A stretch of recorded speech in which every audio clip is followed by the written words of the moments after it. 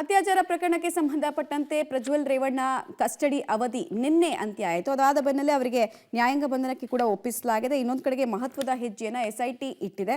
ಪ್ರಜ್ವಲ್ ರೇವಣ್ಣ ಅವರದ್ದು ಎನ್ನಲಾದಂತಹ ವಿಡಿಯೋಗಳ ಸತ್ಯಾಸತ್ಯತೆ ತಿಳಿಯೋದಕ್ಕೆ ಸಲುವಾಗಿ ಗೇಟ್ ಪರೀಕ್ಷೆ ಮಾಡಿಸೋದಕ್ಕೆ ಮುಂದಾಗಿದ್ದಾರೆ. ಅಹಮದಾಬಾದ್ನ CFSLನಲ್ಲಿ ಪರೀಕ್ಷೆಗೆ ವಿಡಿಯೋ ಕಳುಹಿಸಿ ಕೊಡ್ತಾ ಇದ್ದಾರೆ. ಈಗ ಬಹಿರಂಗ ಆಗಿರುವ ವಿಡಿಯೋಗಳಲ್ಲಿ ಪ್ರಜ್ವಲ್ ರೇವಣ್ಣ ಅವರ ಮುಖ ಎಲ್ಲೂ ಗೋಚರ ಆಗಿಲ್ಲ. ವಿಡಿಯೋನಲ್ಲಿ ಗೋಚರ ಆದ ದೇಹದ ಭಾಗಗಳ ದೃಶ್ಯ ಸೆರೆ ಹಿಡಿದು ಆಧುನಿಕ ತಂತ್ರಜ್ಞಾನದ ಮೂಲಕ ಪತ್ತೆ ಹಚ್ಚುವ ಕೆಲಸಕ್ಕೆ ಮುಂದಾಗಿದ್ದಾರೆ. ಹಾಗಾದ್ರೆ ಗೇಟ್ ಪರೀಕ್ಷೆ ಅಂದ್ರೆ ಏನು ಅಂತ ನೋಡೋದಾದ್ರೆ ಕ್ವಿಕ್ ಆಗಿ ವಿಡಿಯೋದಲ್ಲಿ ಇರುವಂತಹ ಚಿತ್ರವನ್ನ ಹೋಲಿಕೆ ಮಾಡೋದು ಅಂದ್ರೆ ಮ್ಯಾಚ್ ಮಾಡೋದು. ಯಾಕಂದ್ರೆ ಇವರು ಆಲ್ರೆಡಿ ಸಾಕ್ಷ್ಯ ಸಂಗ್ರಹ ಮಾಡಿರ್ತಾರಲ್ಲ ಸ್ಥಳ ಮಹಜರ್ ಟೈಮ್ನಲ್ಲಿ ಕ್ರೈಮ್ ಸೀನ್ ಆದಂತಹ ಜಾಗ ಮತ್ತು ವೈರಲ್ ಆದಂತಹ ವಿಡಿಯೋ ಎರಡೂ ಕೂಡ ಒಂದೇ ಜಾಗನ ಅಂತ ಮ್ಯಾಚ್ ಮಾಡ್ತಾರೆ. ಸೊ ವಿಡಿಯೋದಲ್ಲಿರುವಂತಹ ಚಿತ್ರವನ್ನ ಹೋಲಿಕೆ ಮಾಡೋದು ಒಂದು ಭಾಗ, ಬಯಲಾಗಿರುವಂತಹ ಅತ್ಯಾಚಾರದ ವಿಡಿಯೋದ ಸತ್ಯಾಸತ್ಯತೆ ತಿಳಿಯೋದು ಕೂಡ ಗೇಟ್ ಪರೀಕ್ಷೆಯ ಮೂಲಕ ಸುಲಭವಾಗುತ್ತೆ. ಖಾಸಗಿ ಅಂಗಾಂಗಗಳ ವಿಡಿಯೋ ಚಿತ್ರೀಕರಣಕ್ಕೆ ಸಂಬಂಧಪಟ್ಟಂತೆ ಕೂಡ ಕೆಲವೊಂದಷ್ಟು ಟೆಸ್ಟ್ಗಳನ್ನು ಪರ್ಫಾರ್ಮ್ ಮಾಡಲಾಗಿರುತ್ತೆ. ಸೊ ಅದನ್ನು ಕೂಡ ಇಲ್ಲಿ ಕನ್ಫರ್ಮೇಷನ್ ಮಾಡ್ಕೊಳ್ಳೋದು.